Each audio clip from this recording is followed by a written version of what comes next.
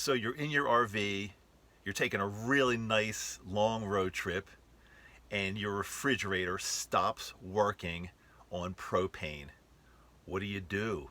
Let's say you're not even mechanically inclined. What do you do? Well, this happened to me, and I figured it out. Hey there, Dave back with you. So I'm on a road trip in my Pleasure Wave van, having a great time across the United States of America. And about 2 weeks into this road trip, we pulled into a spot, and I noticed that when I went to put my refrigerator back onto propane, on LP gas, the thing just kept getting warmer and warmer, and the food inside was going bad and bad. I was losing everything I had. And I tried every little thing I could do, and I asked questions in groups, and I was trying to figure out the answer. Was it the fact that I forgot to level myself out? Was I was like a little bit too slanted, and was that the problem? Were there other problems? People were telling me all kinds of things that were going on. One guy even told me that pretty much my refrigerator is shot, and I'm going to need to get a new refrigerator. Until something else happened, and I tried, like I said, I tried to tinker around with it and try to figure it out, but I just could not really get it right. But interestingly enough, something else happened. We're staying in Airbnb. We just needed to take a little bit of break from the van, and with our cat, we're staying at an Airbnb in Salt Lake City, and the van was just sitting for a few days, and I noticed after I tried to start it back up again after a few days, the battery, the front battery, the chassis battery was very weak, and it got to the point where it wouldn't even start the engine. So of course I've got AAA. I called AAA. They came out and they checked the battery. And the guy, I was all ready to buy a new battery. I thought, yeah, everything, our battery's shot. This is crazy. And you know how difficult it is when you're on the road and you're passing through a city or a town for a very short amount of time. It's very, very tough to get an appointment at an RV repair shop, because they're booked, especially in the summer, they're booked weeks in advance. And I tried my best to get somebody to look at my refrigerator along with a couple other things, and they're too busy, they can't do it.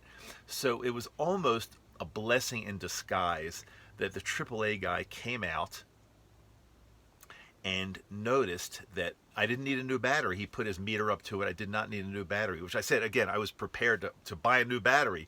Shows how much I know. He said my only problem was the terminal, the cables that, attached to the terminals came loose. He said maybe you went over a lot of bumpy roads, which, yeah, we did. Indiana has like the worst roads so far that we've seen in the country. Indiana, remember that, because the roads were in ill repair, and we were like just bouncing around and hitting potholes and all kind. It was ridiculous, and I'm hoping it didn't do any damage to the van. Thank you very much, Indiana.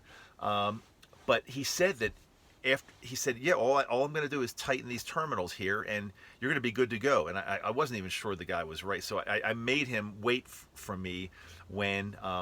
After he tightened the cables to the terminals, I went ahead and the van started right up like a charm. It was beautiful.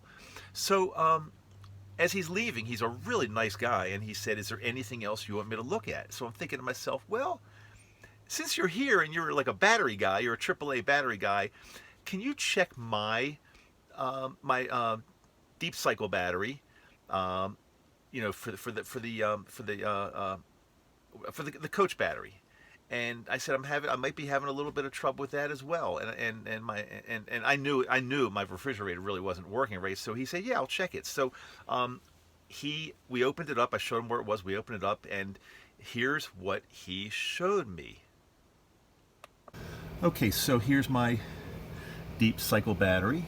Opened it up for you, and he basically looked at the where the cables are bolted in, attached to the terminals, and he told me the exact same thing. He said somehow these came loose, and he said when they're loose, they're not going to work. And as you know, even when you're running the fridge on propane, it's going to take some DC power as well to keep that going. You can't run it on propane if your deep cycle battery is not functioning or not connected properly. So he went ahead and simply, I feel like an idiot sometimes because I didn't figure this out, but he went ahead and simply tightened these terminals, tightened them down really nicely.